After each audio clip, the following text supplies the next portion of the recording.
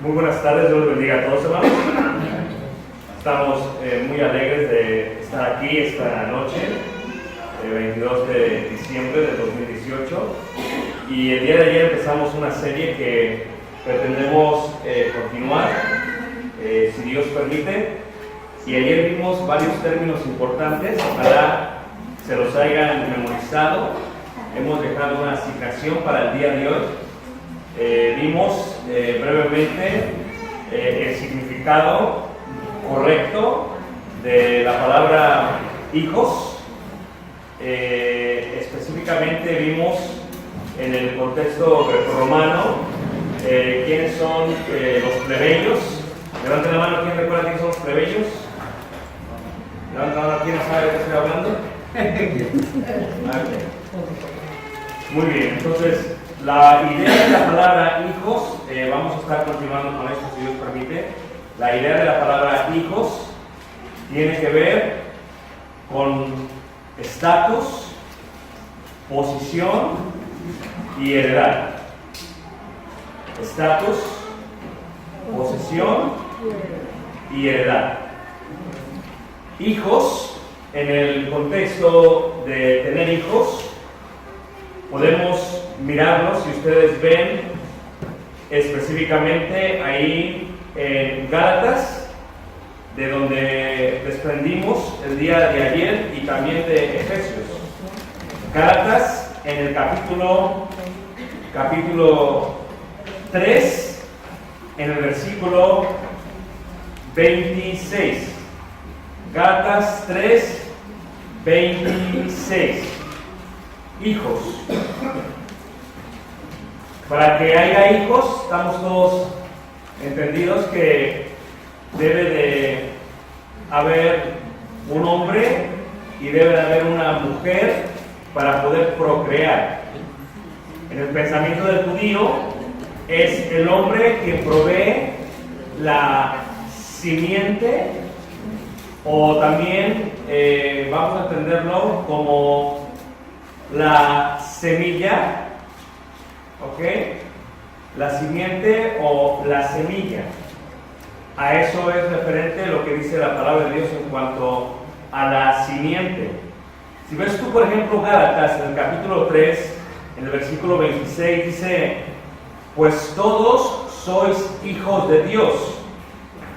¿Quiénes? Vimos el día de ayer que hace referencia a los hebreos primero y también a los gentiles. Y la comparación que hicimos el día de ayer es: los hebreos son los hijos patricios y los gentiles son los hijos plebeyos. Esto es, un plebeyo es considerado un hijo de un esclavo, un patricio es considerado un hijo de una persona libre, Un esclavo podía llegar a obtener su libertad a través de varias maneras, a lo cual se le llamaba la manumisión. Es el término griego en las leyes romanas. Y la manumisión podría ocurrir cuando éste era liberado por haber servido en el ejército, bien si un oficial del Senado decía: este hombre sirvió en un cierto número de batallas, y le daban la manumisión, la libertad. La otra era que el dueño de esa persona él se encontrara satisfecho de haber recibido el pago de lo que le había costado el esclavo. Si el esclavo le había costado $100,000 o $1,000,000 de pesos, y él consideraba que el esclavo había llegado a pagarlo todo, o que alguien lo había pagado y había decidido pagarlo solamente para darle libertad, entonces encontraba lo que se hallaba como la manumisión. La manera en que ellos se podían conducir, porque los esclavos tenían un vestido distinto al vestido de los patricios. Ellos se vestían en forma distinta a los patricios. El vestido declaraba si eran esclavos o si eran libres, y por lo tanto unas señales que tenían los esclavos era el color de la ropa, otra era la marca del cuerpo. Todos los esclavos usaban un arete. El arete es símbolo de esclavitud desde el tiempo de los romanos hasta el día de hoy. Un arete era símbolo de esclavitud para aquellos tiempos, y por lo tanto era libre, y al quedar libre, pues quedaba literalmente lo que le llama la escritura liberto. La palabra liberto, que se menciona mucho en el Nuevo Testamento, indica a una persona que había sido esclavo, que había pagado su esclavitud y ahora es un liberto, y muchos hermanos en la iglesia primitiva eran libertos. En el momento que tenía hijos, el esclavo, si tenía hijos mientras era esclavo, los hijos pasaban a ser parte de la patria potestas del padre. Pero si tenía hijos mientras ya estaba liberado o era un liberto, los hijos eran considerados patricios, eran libres. Por eso la mayoría de los esclavos preferían esperar tener hijos hasta el momento en que se liberaban de ese compromiso, y a eso se le llama en términos legales la manumisión. La manumisión se arreglaba de la siguiente manera: en forma, el esclavo, cuando era liberado, traía a recibir siempre su nombre que le había dado su dueño, el de la patria potestas, lo que era considerado no solamente el nombre de él, pero también el nombre de quien tenía la patria potestas, lo que nosotros conocemos como apellidos. Ellos tenían su primer nombre, que le había dado el dueño, el nombre del dueño, para que toda su vida se considerase que él había sido el último dueño de él.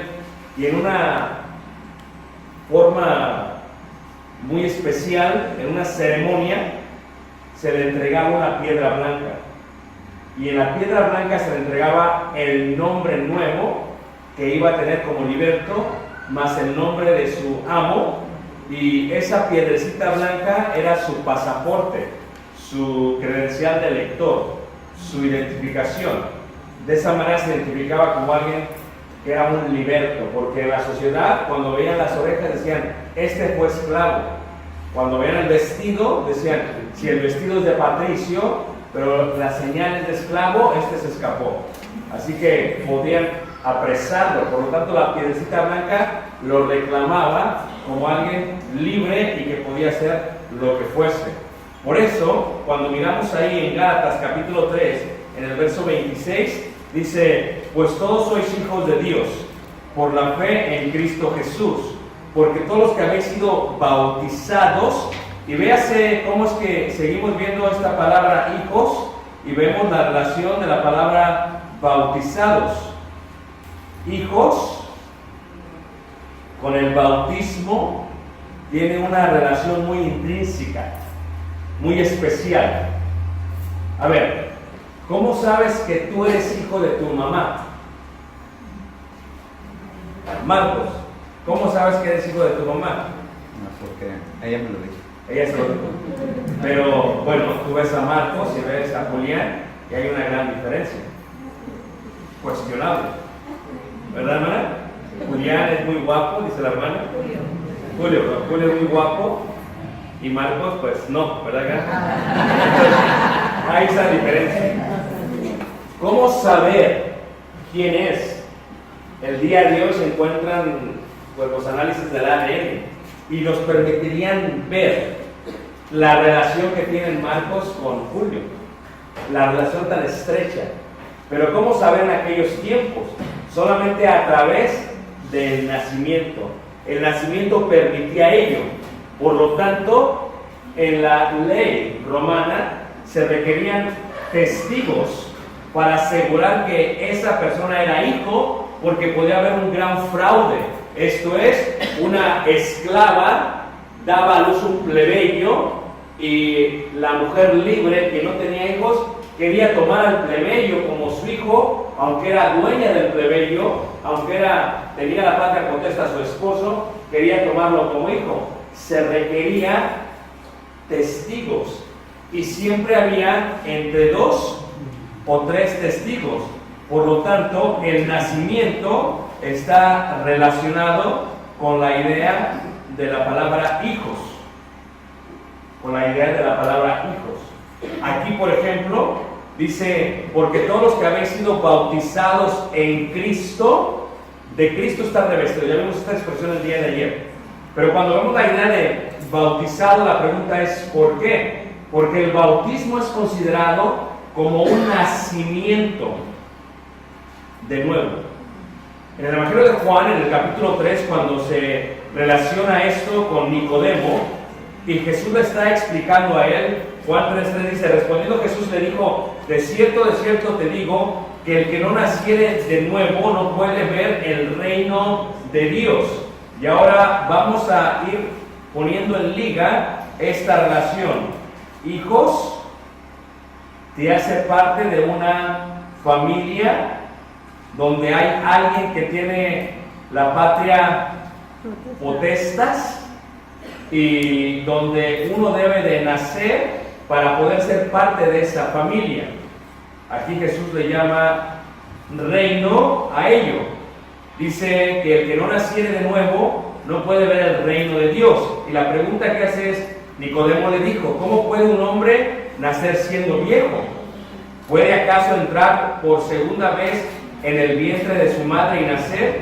Respondiendo Jesús, de cierto te digo, que el que no naciere de agua y del Espíritu, y ahí están los testigos, agua y Espíritu, que son los testigos del nacimiento genuino de una familia.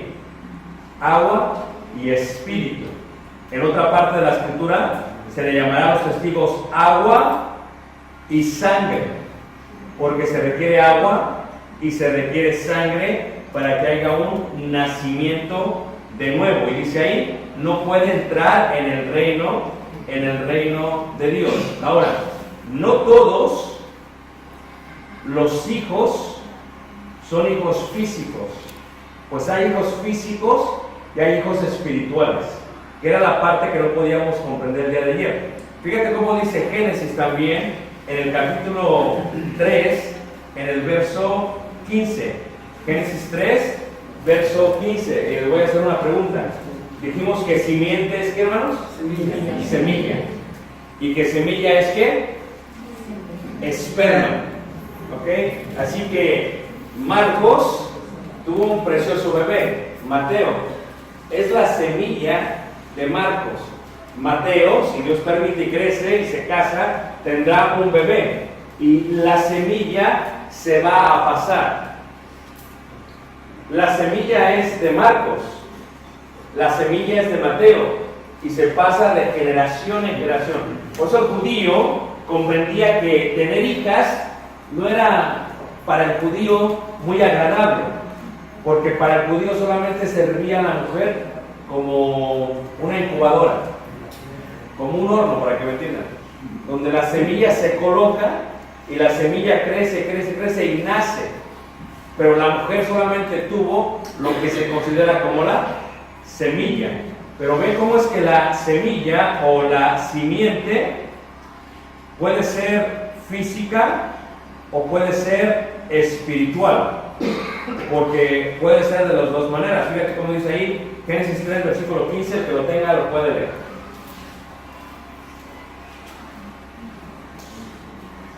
Pondré enemistad entre ti y la mujer, y entre tu simiente y la simiente suya. Esta te herirá en la cabeza y tú le herirás en el calcañar. Ahora, está hablando Dios a la serpiente y a la mujer. Dice ahí la palabra de Dios, y Jehová Dios dijo a la serpiente, y pondré enemistad entre ti y la mujer. Y ve cómo es que se establece en una familia una mujer. La palabra mujer en el hebreo es Isha. A ver todos juntos. Isha es mujer.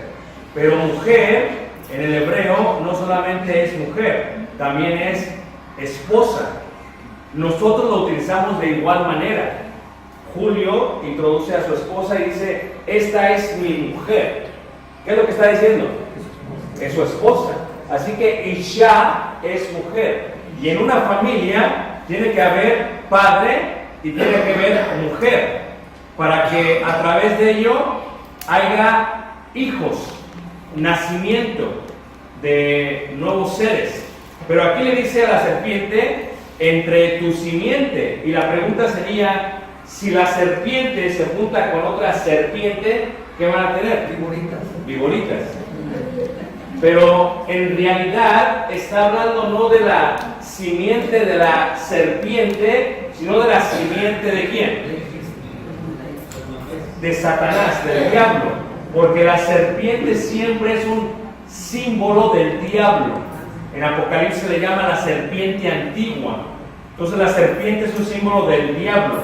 La pregunta que yo puedo hacerles es esta: si la simiente es semilla y la semilla es esperma, ¿tiene acaso el diablo espermas, semillas o simientes? Bueno, la respuesta es sí, pero no en forma física, sino en forma ¿qué? Espiritual. Porque hijos no solamente es lo físico, sino lo espiritual. Y dice, entre tu simiente y la simiente suya, la simiente de la mujer. Esto es, que de la mujer, de su descendencia de la mujer, llegaría a obtener lo que sería. Ahora, cuando hablamos de la mujer, hablamos de Eva. Y la pregunta que se hace es, sí, pero Eva no da esperma. ¿Por qué se habla de la mujer? Porque el término tiene que ver con la apariencia de una familia. La mujer es la presencia de una familia. En una familia hay un hombre y una ¿qué? Por eso Dios condena el homosexualismo. Porque por más que dos hombres estén juntándose, no pueden proveer o procrear. Por más que dos mujeres se junten, no pueden procrear. El hombre y la mujer pueden procrear, pero no dos seres del mismo sexo.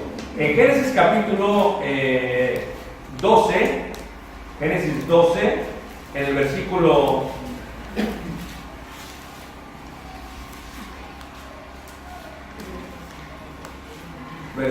2, Génesis 12, versículo 2, fíjate cómo dice ahí, Génesis 12, versículo 2 y el versículo 3, el que lo tenga lo puede.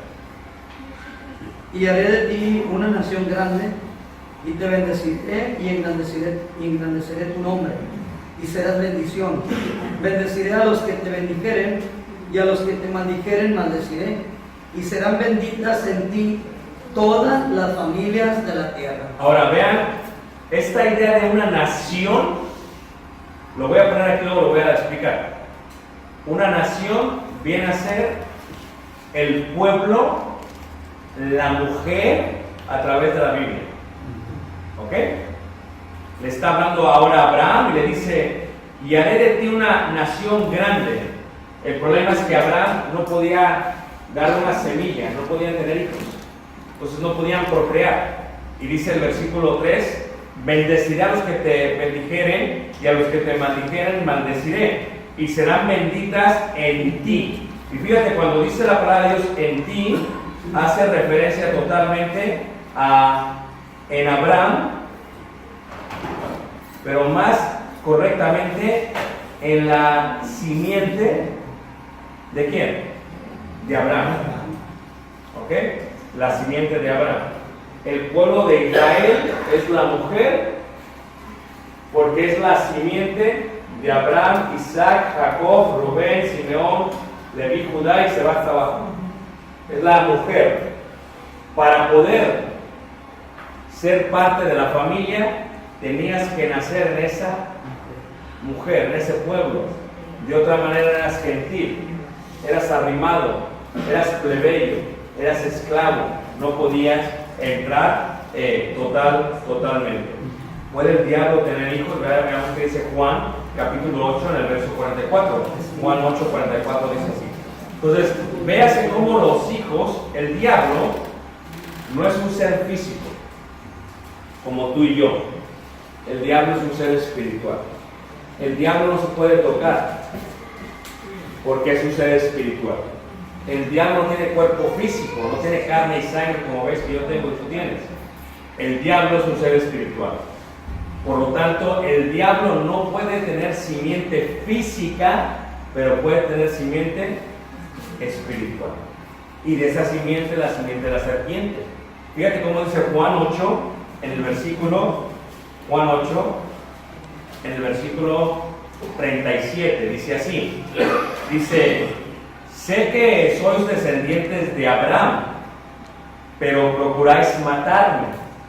Y dice: porque mi palabra no haya cabida en vosotros. Yo hablo lo que he visto cerca del Padre, y vosotros hacéis lo que habéis oído cerca de vuestro Padre. Fíjate cómo se muestra el Padre de Jesús, y por otro lado, Padre con letra mayúscula, el Padre de los judíos. Hay un Padre de Jesús, hay un Padre de los judíos. Dice ahí, versículo 41, vosotros hacéis las obras de vuestro Padre. Entonces le dijeron: nosotros no somos nacidos de fornicación.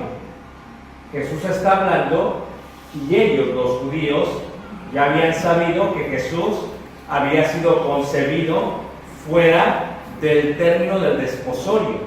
Por lo tanto, ellos creían que Jesús era hijo de fornicación de José y de María, porque habían tenido relaciones íntimas antes de que se cumpliese la boda de ellos, y por eso no lo aceptaban a Jesucristo cuando fueron a hacer el censo en Belén, porque la familia de José los veía mal, los veía como que se habían, es como el día de hoy, vamos. Dicen por ahí: la boda es tal día, Adán se va a casar, ¿cierto? Se casa, vamos a decir que se casa en junio del año que viene, 2019, pero resulta que en mayo se empieza a ver que su futura esposa está embarazada, y decimos: no, nos falló Adán y nos falló ella. ¿Qué quiere decir con eso? Que se adelantaron. Por lo tanto, si Adán viene otra vez a Culiacán con ella, pues ya no se va a ver tan bien, porque la va a presentar como su futura esposa, pero va a decir: mucho ya para qué, te adelantaste, ¿verdad? Entonces tal vez el hermano que los lo dijera: no te puedo hospedar porque no puedo hospedar a un fornicario. Jesús no podía nacer en casa de sus tíos, primos, porque nadie le quería dar hospedaje a José y a María, porque para ellos era fornicario. Ella estaba encinta antes del tiempo requerido, por eso no era aceptado y tuvo que irse al mesón. ¿Ok? Entonces dice ahí la palabra de Dios en el versículo 41, dice: nosotros no somos nacidos de fornicación, un Padre tenemos que es Dios. Ellos están diciendo: nosotros somos hijos de Dios, somos hijos de Dios. Ellos dicen eso. Jesús entonces les dijo: si vuestro Padre fuese Dios, ciertamente me amaríais. Y aquí hay una relación, que los hijos no solamente son hijos por simiente, son hijos porque se parecen al papá. A ver si me entienden. Hay hijos que nos parecemos a papá. O sea, algunas de ustedes que son suegras y tienen hijas y se casan con su yerno y no les pareció muy bien su yerno, muy buen parecido, tal vez porque sienten que es muy trigueño, muy moreno, muy negro, que lo bajaron del cerro, que lo bajaron de la montaña y no les parece bien porque ustedes son un poquito blanquitas y se preocupan. Y cuando nace el bebé dicen, Señor mío, se parece todo a mi yerno. ¿Estamos de acuerdo? Y cuando el bebé va creciendo, empieza a caminar charrito como tu yerno. Y empieza a tener las muecas como tu yerno. Y todo es como tu yerno. Dices, ay Señor, lo que uno no puede ver en su casa, lo ha de tener. ¿Está siguiendo? Entonces, las características declaran el hijo de alguien también. Y a veces, aunque el hijo no sea hijo biológico, puede ser un hijo de adopción, se parece todo al padre porque habla como él, se expresa como él, se ríe como él, actúa como él, porque uno aprende de lo que uno ve en casa. Entonces Jesucristo le dice a los judíos, parece que ustedes no son hijos de Dios, porque si fueran hijos de Dios reconocerían que yo soy su hermano y amarías. Me amarías porque yo soy Dios, en pocas palabras, pero no me amas. Pongan un separador aquí, ¿ok? Primera carta de Juan, en el capítulo 5, en el versículo 1. Primera carta de Juan, capítulo 5, versículo 1. Así que tú y yo somos hermanos. ¿Amén, hermanos? Amén. Pero no nos parecemos. Por ejemplo, Marcos es alto, es guapo, es elegante. Yo soy chaparro, soy moreno. No nos parecemos, Marcos y yo. Si yo voy a la gente y lo presento como mi hermano, no nos van a creer. Pero esa es de la forma física. Pero la forma espiritual nos deberían de reconocer, porque actuamos como nuestro Padre que está en el cielo. Porque hemos nacido de un mismo Padre, un Padre espiritual, un Padre que no tiene ojos pero puede ver, que no tiene oídos pero puede oír, que no tiene aspecto físico pero tiene un aspecto espiritual. Y si tú y yo nacimos del mismo Padre, nos deberíamos de parecer a papá. Pero ¿qué sucede si tú y tu hermana en Cristo tienen problemas siempre? Chocan siempre. Chocan siempre. ¿Qué pasa si tú aborreces a tu hermana? ¿Qué pasa si tú te enojas y la aborreces y de ahí nace el homicidio y quisieras matar a tu hermana? Dices, yo no la quiero matar, pero la miras con ojos de la que la quisieras ver muerta. Si tú actúas así con tu hermana, no hay un parecido a tu Padre Celestial. Y eso es lo que va a hablar Juan. Dice, primera carta de Juan, capítulo 5, verso 1, dice, todo aquel que cree en Jesús, que Jesús es el Cristo, es nacido de Dios. Pero para nacer se requieren dos testigos, el agua y el espíritu, el agua y la sangre. Porque en aquellos tiempos no había ADN. Así que, ¿cómo yo sé que es hijo de aquel? Yo tenía que ver que había nacido de nuevo. Y el nacimiento estaba conectado con el bautismo. Nacer del agua y nacer del espíritu. Tenía que haber testigos. No es como que yo solo voy y me bautizo, nadie yo, y llego y ya soy hermano de la iglesia. No, tiene que haber testigos.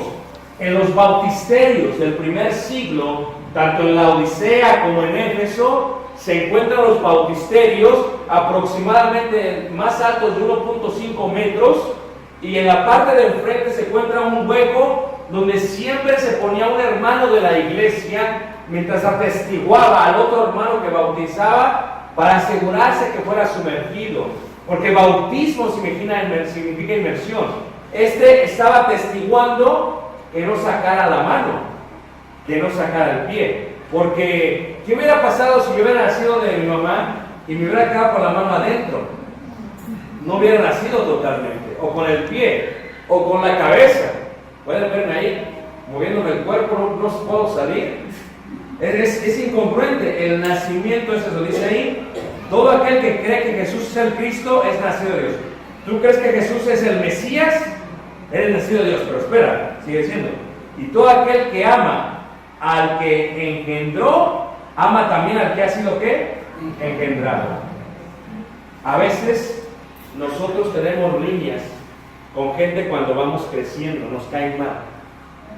Las mujeres son muy celosas, envidiosas, malas, no las de aquí,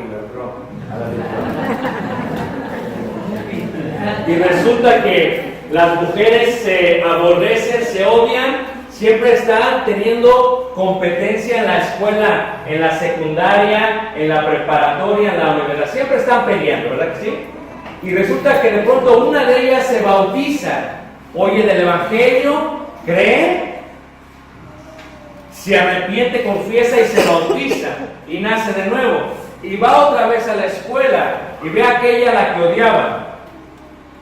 Y de pronto cuando la ve, se supone que si ha nacido de nuevo, tiene que tener las características de ¿quién? De papá.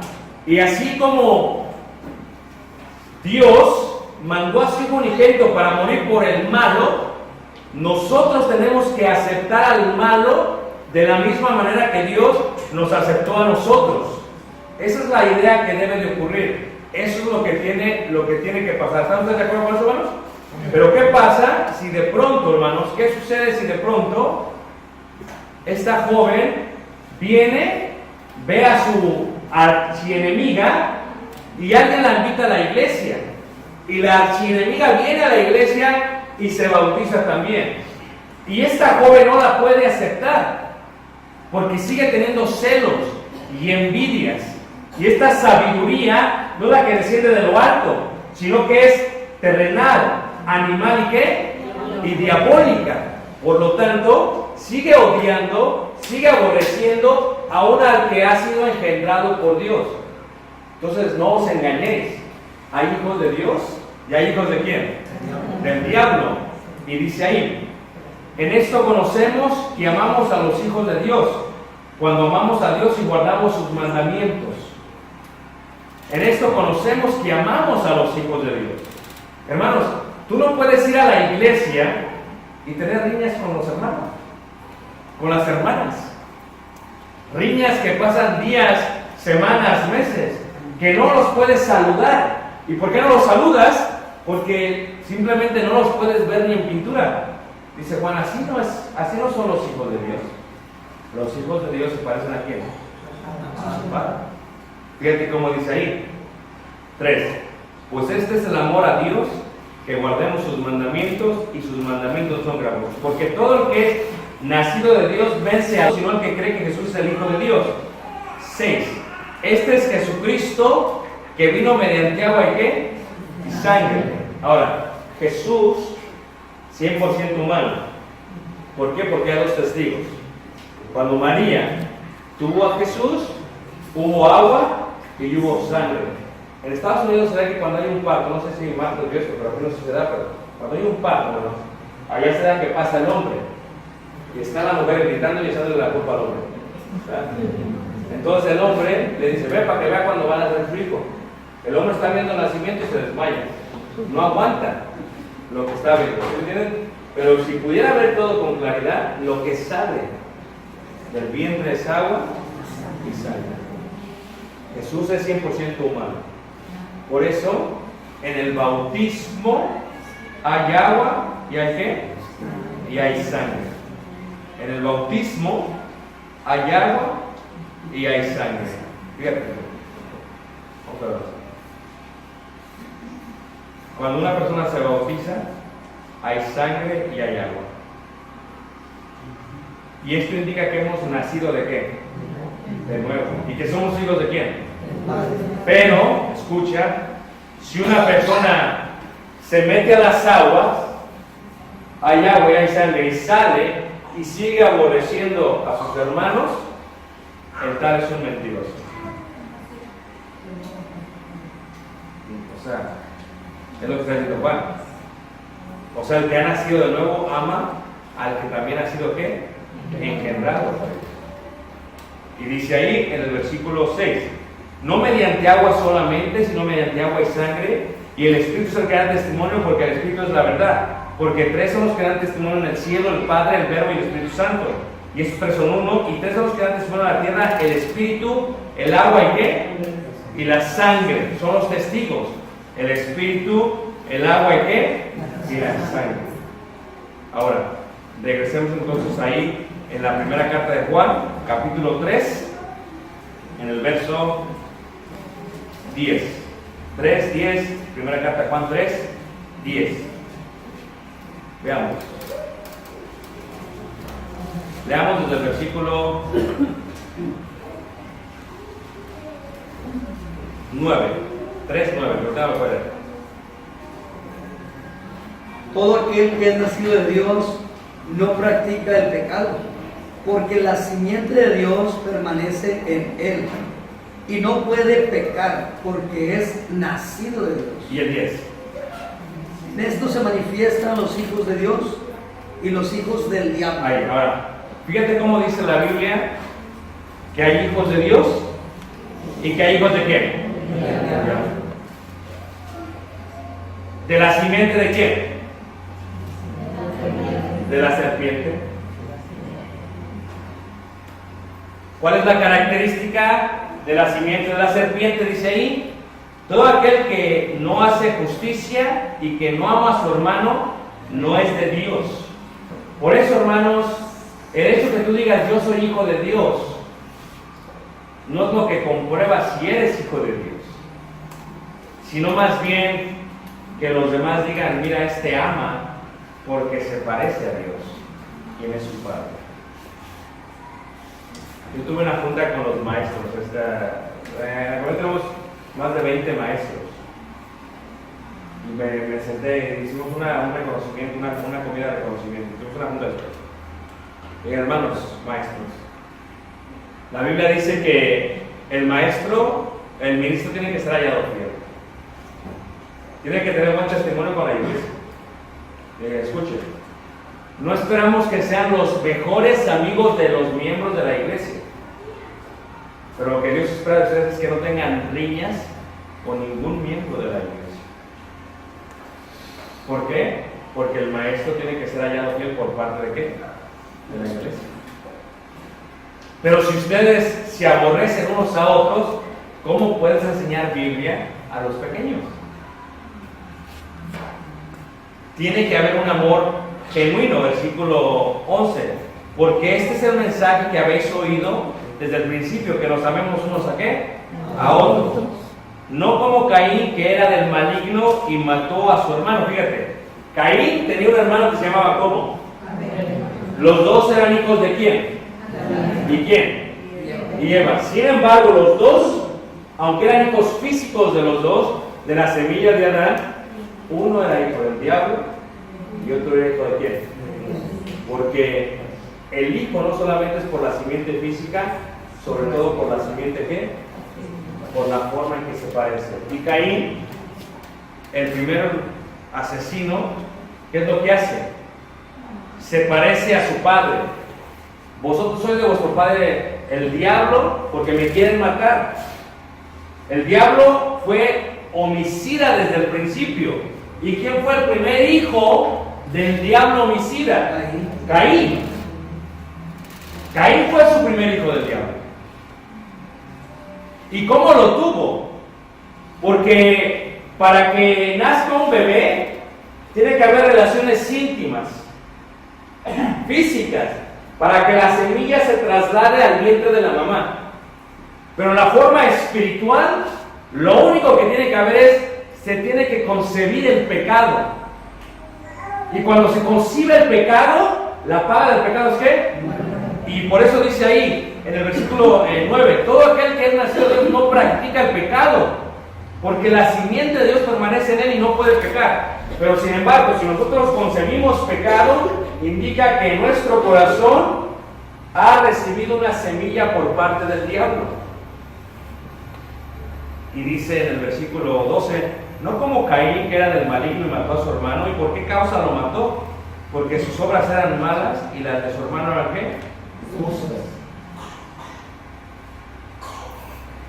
Regresemos entonces ahí a Gálatas en el capítulo 3. ¿Quién me está entendiendo? Levanta la mano. Ahora les voy a preguntar algo. ¿Quién es su papá? Bueno, yo no sé. Yo no sé quién es su papá. Fíjate cómo dice Gálatas 3, versículo 15. 3:15 y 3, verso 16. Entonces, veamos esta parte, hermanos, de la simiente, ¿ok? Le dijo Dios a Abraham: en ti serán benditas todas las familias de la. Pero cuando dice en ti, se refiere en la simiente, en la semilla. Y esa simiente es Jesús. Aunque estamos todos de acuerdo que Jesús, esto lo digo para la mente que tiene sabiduría, Jesús no era simiente física de Abraham, porque no lo concibió José. Pero María no provee la simiente, pero de arriba era de Dios. Una de ellas. Sin embargo, para que se cumpliese la profecía, sucedió ello. Fíjate cómo dice ahí: ahora bien, a Abraham fueron hechas las promesas y a su simiente. No dice a las simientes, como si hubiese muchos, sino como de uno, y a tu simiente, la cual es ¿quién? Cristo. ¿Quién es tu papá? O sea que nosotros podemos ser hijos por parte de la simiente de Jesús. A ver, ¿dónde se nos concibió? En la mujer que es la iglesia. ¿Quién nos concibió? Dios, el Espíritu Santo, quien nos convenció de justicia, de pecado y de juicio. Y Él fue el que hizo en nosotros renacer de nuevo. Y a través de ello, adoptarnos. Y fíjate cómo dice ahí. No dice y a las simientes como si hablase de muchos, sino como uno, y a tu simiente la cual es Cristo. Versículo 26. Pues todos sois hijos de Dios. ¿Cómo? Por la fe en Cristo, ¿qué? Jesús. Porque todos los que habéis sido bautizados en Cristo, de Cristo estáis ¿qué? Revestidos. Vayamos otra vez a Juan en el capítulo 8 y veamos lo que dice ahí Juan 8 en el verso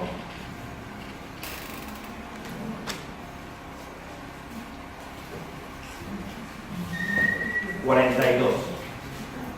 Dice así: Jesús entonces les dijo: si vuestro Padre fuese Dios, ciertamente me amaríais, porque yo de Dios he salido y he venido. Pues no he venido de mí mismo, sino que Él me envió. ¿Por qué no entendéis mi lenguaje? ¿Por qué no podéis escuchar mi palabra? Vosotros sois de vuestro padre el diablo. Pero la pregunta es ¿cómo? Si eran descendientes de Abraham. Y dice: y los deseos de vuestro padre queréis hacer. Él ha sido homicida desde el principio. O sea que Jesús dice: si ustedes me quieren matar a mí, no se parecen a Dios, se parecen al diablo. Porque el diablo es homicida desde el principio. Su primer hijo es Caín. Y ustedes están haciendo lo mismo que está pasando en la historia de Caín y Abel. Yo he venido y me quieren matar. Ustedes dicen que son de Dios. Pues si son de Dios no se parecen. No caminan como Dios, no actúan como Dios, no hablan como Dios. Y dice ahí: Él ha sido homicida desde el principio y no ha permanecido en la verdad, porque no hay verdad en Él. Cuando habla mentira, de suyo la mentira, porque es mentiroso. ¿Y padre de qué? Y a mí, porque digo la verdad, no me creéis. ¿Quién de vosotros me redarguye del pecado? Pues si digo la verdad, ¿por qué vosotros no me creéis? Él es el que es de Dios, las palabras de Dios oye. Por esto no las oís vosotros, porque no sois ¿qué? De Dios. ¿Sabes qué les había dicho? Hermanos, Jesús les estaba diciendo: ustedes tienen un padre, y su padre se llama ¿cómo? Ahora, voy a dar un descanso ahora, ¿ok? Pero antes yo quiero preguntar a su hermano. Ustedes tienen un padre. ¿Quién es su padre?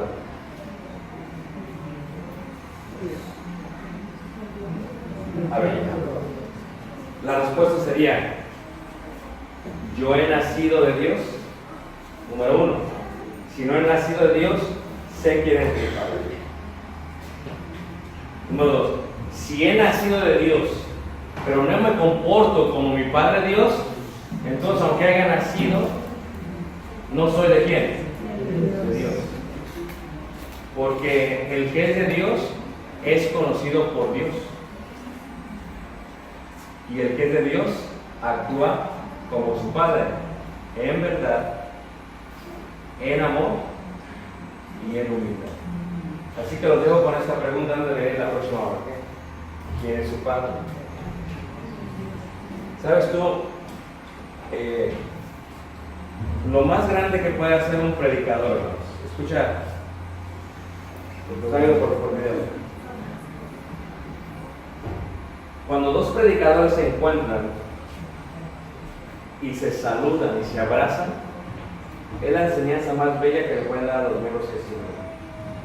Amén.